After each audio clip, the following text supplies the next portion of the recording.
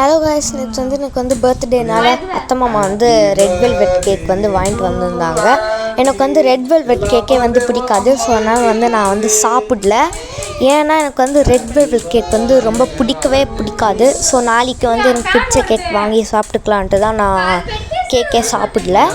சரி, ஓகே, பாட்டி பேசுகிறாங்களாம் தரேன். இந்த வீடியோக்கு நாங்கள் வாய்ஸ் தான் கொடுத்துருக்கோம். ஒரிஜினல் வாய்ஸ் அப்படியே இருக்குது. நாங்கள் எப்படியெல்லாம் பேசுகிறோன்ட்டு நீங்களே கேளுங்க. அதனால் அந்த ஒரிஜினல் வாய்ஸ் நான் கட் பண்ணவே இல்லை. கொஞ்சம் கரோன்னு தான் இருக்கும். கொஞ்சம் அட்ஜஸ்ட் பண்ணிக்காங்க. அன்னீஸ் பயங்கர ஹாப்பியாக இருந்தான். பர்த்டேனாவே கேக்கு தாங்க முதல்ல நினைக்க வருது. ஆனால் இவனுக்கு இந்த கேக்கு சுத்தமாக பிடிக்காது, சாப்பிடவே மாட்டான்.